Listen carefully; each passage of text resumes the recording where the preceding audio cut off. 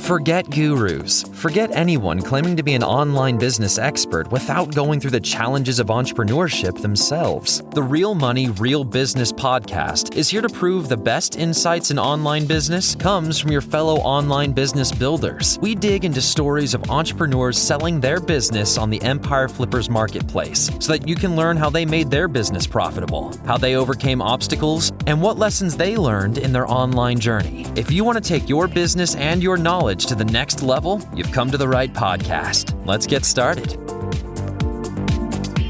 Hey everyone, welcome to another episode of the Real Money, Real Business podcast. We record these interviews so that potential buyers can learn more about the business and the seller to help them make an informed buying decision.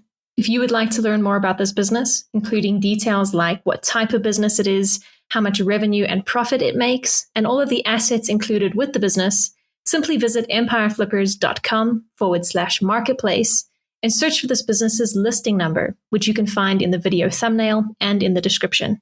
Or if you're watching this on YouTube, you can click the link in the description to go straight to the listing. So without further ado, let's get into this interview. First up, let's learn a little bit about you. Can you tell us about your background in building and running online businesses? So I have a finance background, but I started in e-commerce back in 2017. The current brand was launched in late 2020, and I've been involved in several e-commerce groups that have really helped me leverage my existing business knowledge to build this into a great brand. Why are you selling the business now instead of keeping it and growing it further? When I started this business, I was single, and my sole proprietor was putting all my time and effort into learning e-commerce and growing this business. I now have a partner who wants to start a family and buy a home, which will take time and money. So lately I've been working as a consultant, which has been taking a lot of my time. And I don't think I'll have the bandwidth to focus on building up my consulting practice, starting a family, and the money that will require, and growing this business. Can you describe the amount and the type of work that you do on this business to maintain it? The amount of time it takes to maintain this business is under 10 hours per week, but additional effort will be required to grow. The majority of the operations is handled by my two assistants who are responding to customers, handling orders, advertising, spend, some administrative tasks. I think my time is spent logging into various accounts and dashboards to ensure that there's no pressing issues and maintaining good relationships with our suppliers and selling partners. And then additionally, coming up with new SKUs. I think there will be additional effort regarding and planning inventory levels of new SKUs, managing some freelancers to create and optimize new listings, and some logistics planning for Q4 for Amazon and Shopify stores. And we have some television deals that are coming up that will require additional logistics. But a lot of the day-to-day operations are handled by assistants that we have in place. So if you were to keep this business, what are some of the ways you would try to grow it? So I think there are several ways to grow this business, not only in terms of revenue, but also profit. We're in the process of developing a few new SKUs that I think will be popular with our existing customers. I think this is an easy win as they can be attached to our existing listing that's already ranked on Amazon. I also want to point out that this is a relatively new category. I think every home can use our main product. So I think there's a lot of room to expand this brand. We actually recently launched our main product on a major TV network, CBS, which did extremely well. We sold several thousand units within 48 hours and went so well that they want us back to do several of their nationally broadcasted shows in the next few months. So I think this product is really suited for TV. I think we've only scratched the surface with this distribution channel. I think other TV networks would definitely be interested given the success we've had with our current deal. Also, I want to mention that our listings are well ranked and we have lots of reviews. We have the most reviews in our category on Amazon, so we think this is a steady market for us. Also, Meta and Google are good growth opportunities to continue expanding into. We've already invested a lot into these channels and we've been working with a really experienced agency.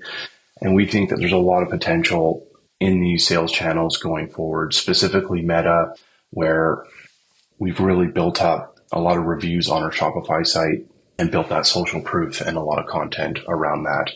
The other thing I want to bring up is the big opportunity to grow profit margins. So back in February, I made a miscalculation on the new storage fee structure. Just put in this new surcharge on storage utilization, and I just shipped too much inventory into FBA. This issue is now largely resolved, but this resulted in inventory fees and surcharges that had a big impact on our margins from March through April, May, and June. We are now below the utilization ratio threshold and won't get hit with that specific surcharge moving forward, which will improve margins. Another thing we are working on is lightening up our packaging and main product, which should reduce shipping costs by roughly 10%. That's in the works now and will have a positive impact on margins. We've also had some really high profit months, specifically in Q4, which is right around the corner. And I think there's a big opportunity to really capture the popularity of this product that I still think is in its early stages. The other opportunity as well is related to the tax jurisdiction we're in. We are based in British Columbia, which has a 7% sales tax on our worldwide Amazon referral fees and PPC. So this cost, if you're outside of this jurisdiction, will not be incurred by you. Specifically, would be a direct increase on your bottom line. Finally, I think there's an opportunity on TikTok Shop. Since we're not based in the US, we are unable to register for the TikTok Shop platform. And I think this product is well suited for TikTok just because it performs really well on video. And a lot of people, the main comment they say is they didn't know they needed this product until they saw it. So I think there's major opportunity in revenue and profit potential for this sales channel. Right. And what would you say are the biggest risks with this business that buyers should be aware of? Some of the biggest risks, I think, with this business is, number one, a high portion of revenue is concentrated on Amazon. So there are risks by being so focused on one platform. They can just increase fees, for example, and you don't really have much control over that. However, we have been growing on other sales platforms such as Shopify, FBA, Meta, and through TV, which I think is a big opportunity to diversify and reduce this risk. Second would be just general experience and knowledge of the business and operations. So whether that's running an Amazon store, that understanding the risks in terms of maintaining, critical ranks on search terms and understanding how to, combat new competitors and things like that. I think, we have the assistance and people in place. For example, we have a really knowledgeable PPC expert that will help with maintaining these rankings, but it would be helpful to have some knowledge on how to, scale and grow a business like this.